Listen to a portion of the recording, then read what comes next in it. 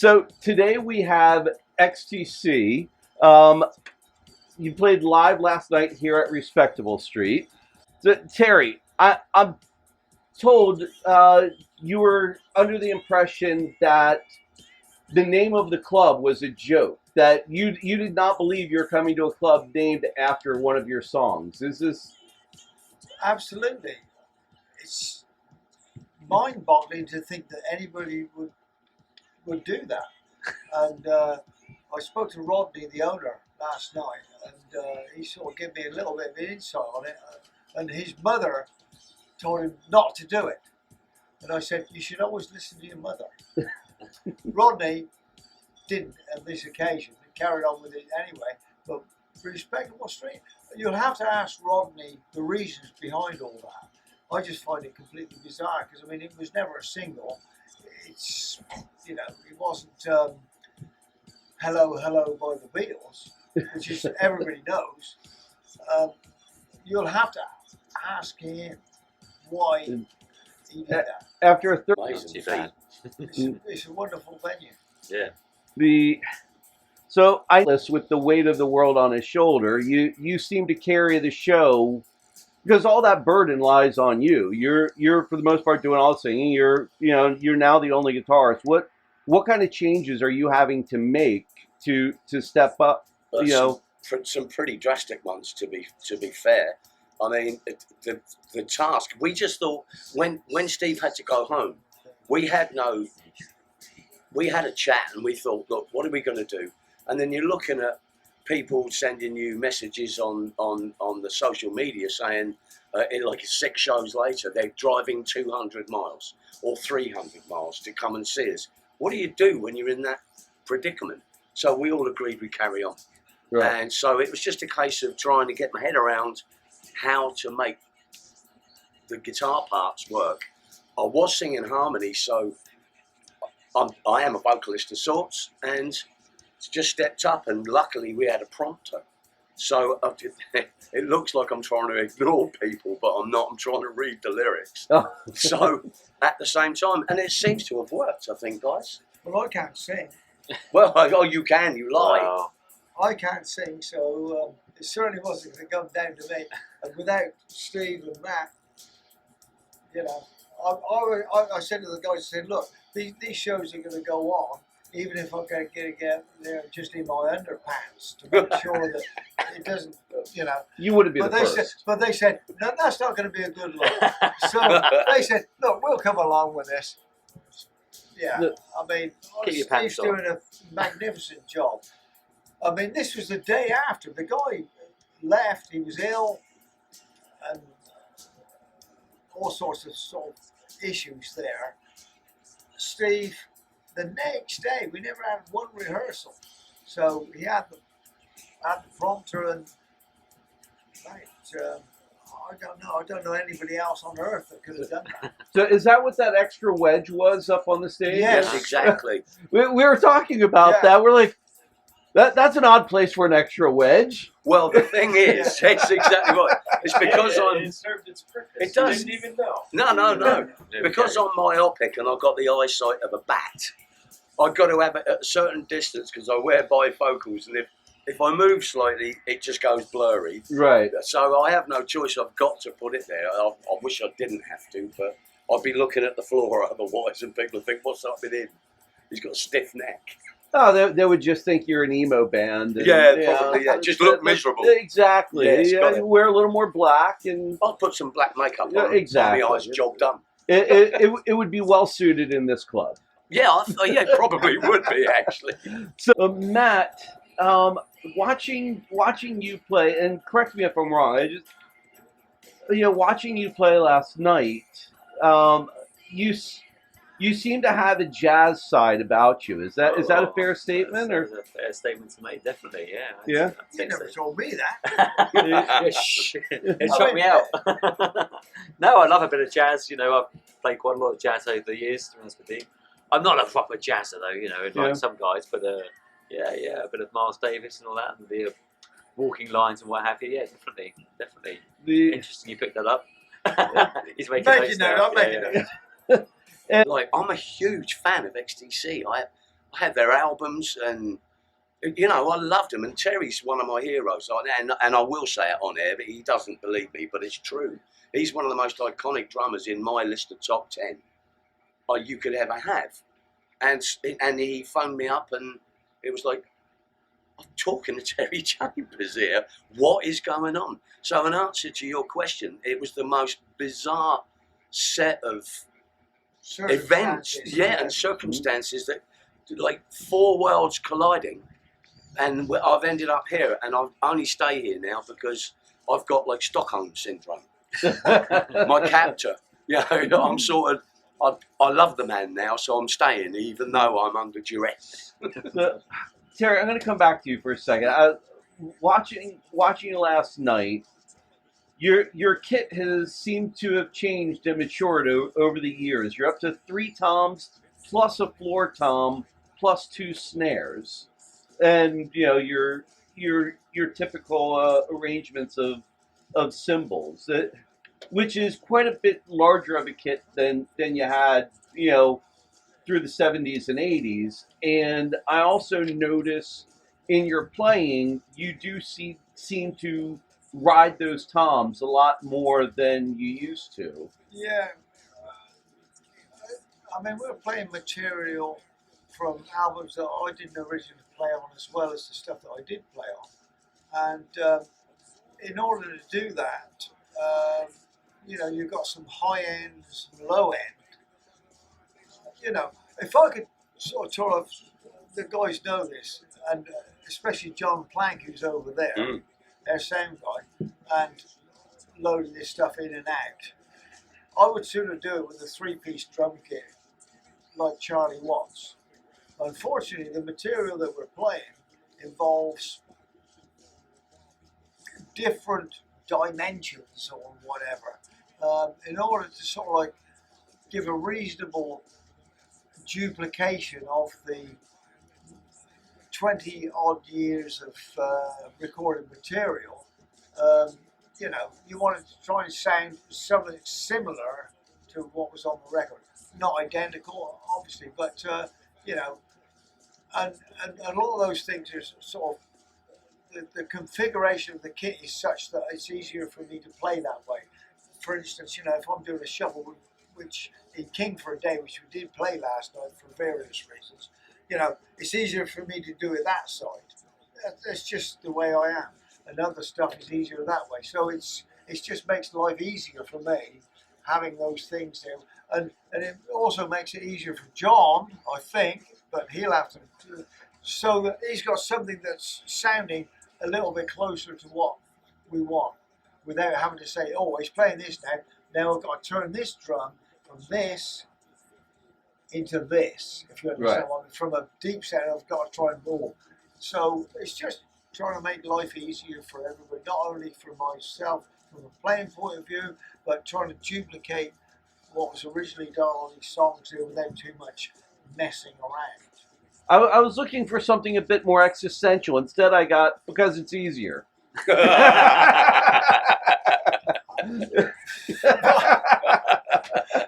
Yeah. So well, my job. Yeah, actually, on top of that, you call me lazy. yeah. No, that's the truth, really. So let's go. I want to talk a little bit about when XTC came out.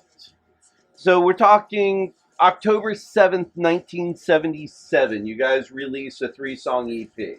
Yeah. Now, to paint a little picture for the rest of the world that may be listening, plus or minus a couple months, coming out around the same time as that EP, we've got X-Ray Specs and the Dead Boys releasing their first album, Ultravox releasing Ha Ha Ha, The Jam releasing In the City, The Clash releasing their debut album, the Ramones releasing their second album, and probably more closer to your first album, Wire releases Pink Flag, and also Suicide released their self-titled album. Now, are you aware of any of these releases? Is this something that you guys are aware of, things going around you, or? we actually formed in 1974, and we had long hair in those days. Right. And we supported bands like Thin Lizzy, Right. Budgie, another band. I mean, you can play either of those songs, anything from either of those bands, and I'm quite happy with it.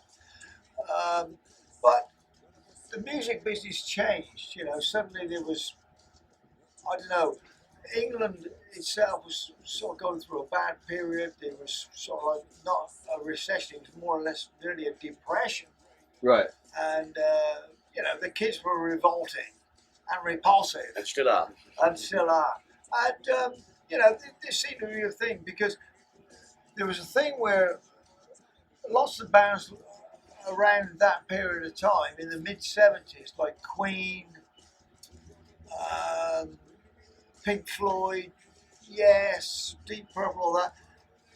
They sort of basically took a bit of a hiatus, if you know what I mean. They, you know, it was so expensive for kids that never had any money. There was a lot of people on the dole, which is benefits in this country, um, and you know, you couldn't afford to buy the tickets to see these guys in big theatres and all that. So kids were actually sort of going to local pubs there, just forming bands there, just sort of getting up there, doing a little bit, and going into the pub scene. And this is where this punk thing took place. On the coattails, I have to say, of the Ramones, Iggy Pop, the Stooges, and bands of that nature, you know, going out there and doing this raw stuff, and people were listening to that, and it wasn't sort of like necessarily, you know, musically correct, not necessarily in time, and not, you know, it was sort of like, let's get out there and do it as it is, and people were playing in bands that were, you know, because it was, I don't know, it just sort of like took place under those circumstances, you know. The whole rock business became a little bit elitist. It's like, we're here and you're not worthy. And so I think the punk thing came in and said, look, you know, we're going to get up and do this thing. That's most of those bands that you mentioned earlier came along with that sort of thing. And then the record companies sort of see this underground thing, for the want of a better expression, thinking, you know, there's something in this, and started to sign bands up. And the Sex Pistols, which you didn't mention there, and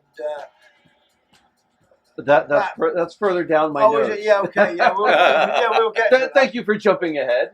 No, I can't read from here. I haven't got my glasses. I couldn't read from anywhere. But yeah, and it took place. So and we sort of came into this, I guess, because we came from a town called Swindon, and there was nothing going on there. It was 2 hours west of London. yeah, you know, it's like I mean, it's like Akron, Ohio, where Devo came from. You know, it's not a rock and roll center. Right. You know, and even those guys, similar to ourselves, had to go to either New York or Los Angeles to start playing their music.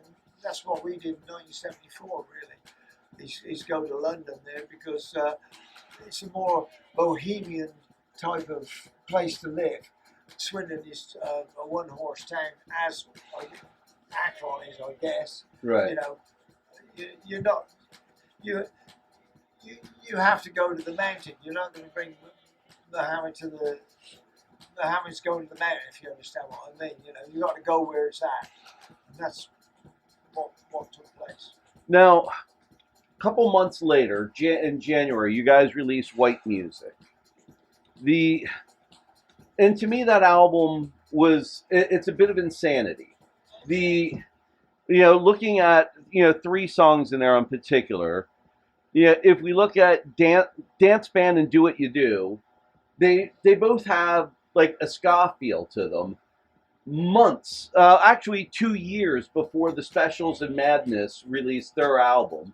Obviously, the first wave of ska, from Jamaica, had already been out. Is that something that had influenced you guys, or? Well, Andy Partridge was basically writing the songs at that particular point in time. Colin, I think, on that album probably had 1 or 2 songs. Right. Partridge got his songwriting thing from everywhere. I mean, he was a guy that was writing songs without blinkers on. He wasn't completely channeled by that. He would listen to everything that's going about, and he would make a configuration of all the things. He was like a musical sponge. He would draw from everywhere. Right. And then this is what created XCC, where it was sort of like, I'll take a bit of this, I'll take a bit of that, something else. And he sort of, it was a recipe for him. You know, it wasn't like we're going to be a rockabilly band or we're going to play rock and roll, you know, and that's what you got to do. So you channel like that. Partridge drew from Mozart to Bob Marley. Right.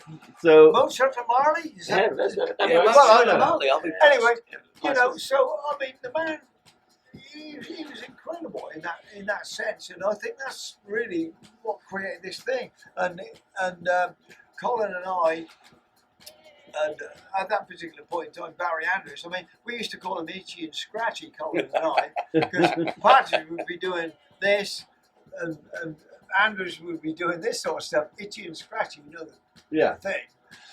So- Which irritated some people. It wasn't everybody's cup of tea. There's no doubt about that.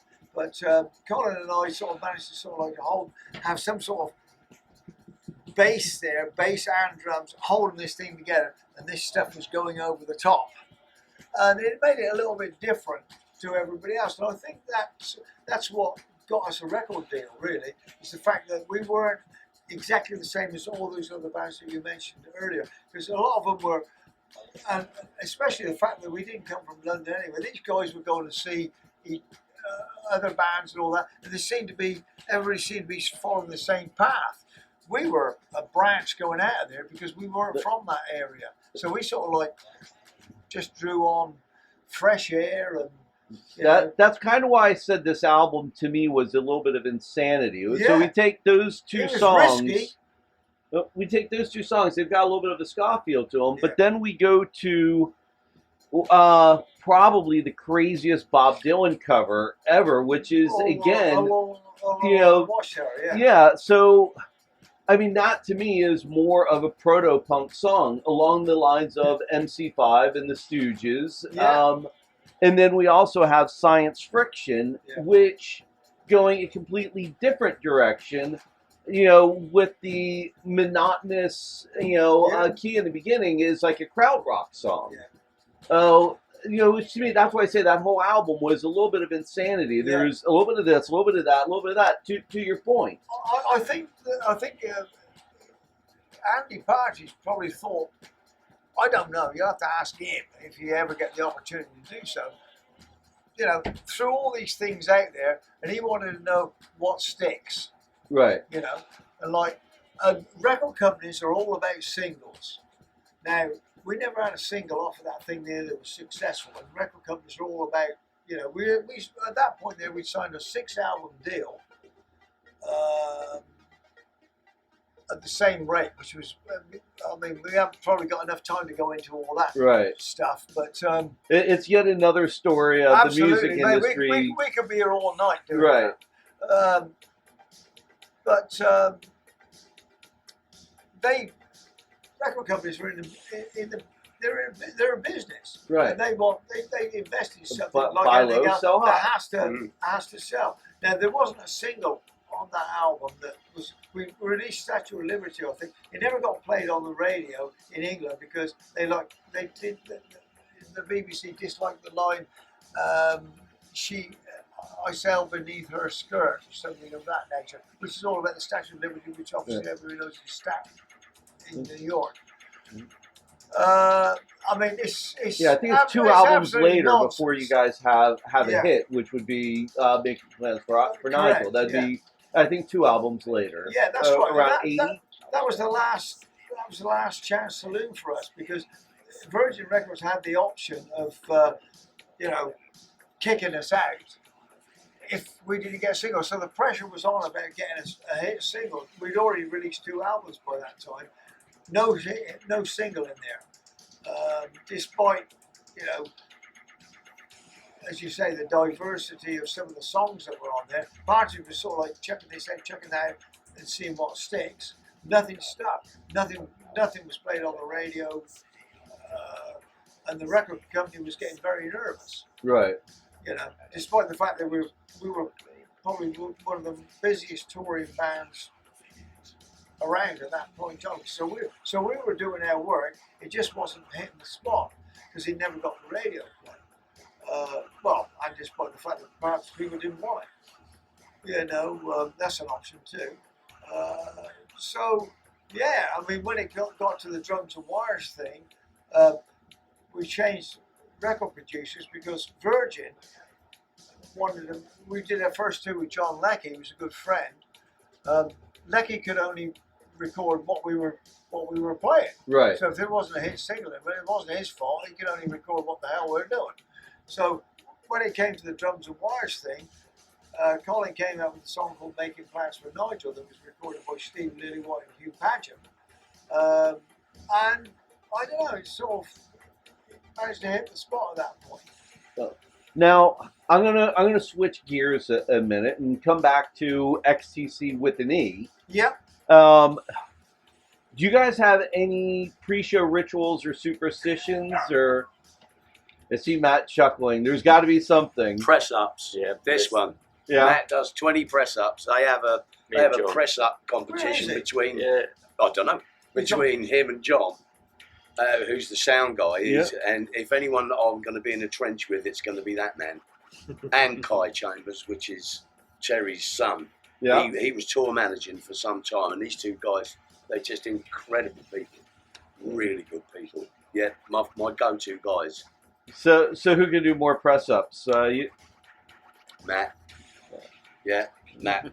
It's because he's smaller. He's got less to press. Well, Yeah, that's good point, actually. Yeah, you're actually The got big a point. guy's trying to catch up with him, Yeah, there's no yeah. doubt. Oh, he's doing well, On the John. other hand, Steve Hampton and myself, as the older members of the outfit, Yes. we just sort of sit on there and just watch. Oh, you do your stretches, Terry. Ah. Yeah. 2 lunges. You know. Now, do you guys have any songs in your playlist that are just absolute favorite songs to play? Forget about what, because you have to play what people want to hear, Yeah. but the other side of what people want to hear is usually the stuff that you're tired of playing. So is there There's plenty of them. but is there a song that's just an absolute favorite to play? God, that's a really hard question. Yeah. It is a difficult question. For me, surprisingly, it's a song that we've only just sort of recently put into the set, and "Rocket from a Ball" Okay. is a song that I can really get my teeth into. I don't know. It's something that I think it's because it's something I haven't played in a long time. It's very drum oriented. Was that on Go To or? I think it was It's on no, Black it was on Sea. the Black Sea album. Okay. Yeah. And I don't know. I think that's the song that I agree with Terry, I think. really enjoy. Really? I Yeah. think it just sort of like shifts another gear when that happens. I don't know why, but I mean, I try and play all the songs with equal enthusiasm. You Some can't. of them I've been playing for a long, well, 40 years or whatever. Or mentally I've heard these things and you get a little bit tired of it. But this thing there, I don't know, I sort of, I don't know, it does it for me. I like Ball and Chain Yeah. That's a good one. because that's a good crowd pleaser as well, you know. And because it's just an up there song. Rocket in a Bottle, I love the entire song through until it gets to the guitar solo. And then I'm jet propelled from my underpants at that point. He loves that bit. Yeah, well, that's scary. So, my last little segment here, if Yeah. we will, is something that an interview I did last week is now going to find its way into everything I do moving forward because I just think it's fun. And I call it things that only happen to rock stars. Don't ask Now, us that. I don't care about groupie stories. I don't care about free drugs. Those are boring. Yeah. So, and I'm going to tell you, they set a very high bar to start because the bar that they set is they came upon a crime scene and they think they got fed human flesh. So, My lord. We can't beat that. so do your best, gentlemen. What kind of about crazy you? stuff What has about happened? Yeah, this is, I don't know whether they're... I think you should. Okay. I only heard about it. My partner Jack's her mother died, and she got her ashes. Okay, and one day she was trying to lift the pot up and to see what she could do with it, because she wanted to take some, because you can make it into jewellery. Okay, Right. and that's a bizarre thing, but I am a hillbilly from Portsmouth, so just bear with me. Okay. Anyway, she lifted this thing up, and some of the ashes fired out, and I didn't see this, and she told me all about it, and it fell near some fruit, and of course I picked up an apple, and I took a bite of it, and I said, "Here, Jack, this apple's a bit dusty." And she said, "Oh my God, you just ate my mother." If I had a nickel for every time I heard that. Oh, yeah, exactly. Yeah, we've lost our guitars every time we come to America. Yeah. That seems to be another. The gods have got it in for me, I think.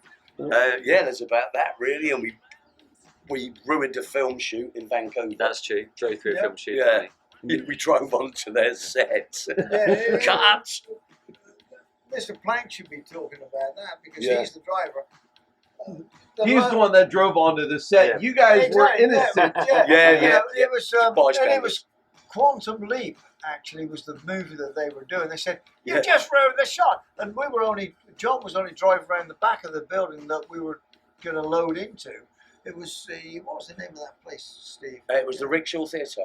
All right, and they were filming this thing, and well, I mean, who's to know? Well, we But, didn't know. We sort of stuffed that up for them, but I'm sort of hoping they keep it in. Yeah, it'd be pretty yeah, cool. Quantum Leap was the movie that they were doing. wasn't Yeah, it? I We think didn't so, find that much out. Yeah. So. But really, I mean, one, we're not rock stars, and two, you know, not that much happens to us at our age. It's pipe and slippers in the van, you know what I mean, and read a decent newspaper. You know, that's about as rock and roll as we get. You know, I don't think I've thrown a TV out of the window that I know of. You know? Oh, the day is still young, my friend. Oh yes. Mind you, last night in the bar, that could have been a different story. Yeah, we did let our hair down. Did you guys make it down to O'Shea's last night, or? O'Shea's. Oh, Shane's. Is Is that the bar here? Yes. Yeah, we were in there. Okay, Okay, yeah. that was the name of the bar. Yeah. I can't remember anything after that. Well, that isn't that the purpose of an Irish pub? Well, you have got a point. Yes. Absolutely. In actual fact, I think I drank so much I was seeing leprechauns. There you And go. that's just me. I know it's you. Well, I thank you guys so much for being so generous Thank with your you. time, putting on such a great show last night. I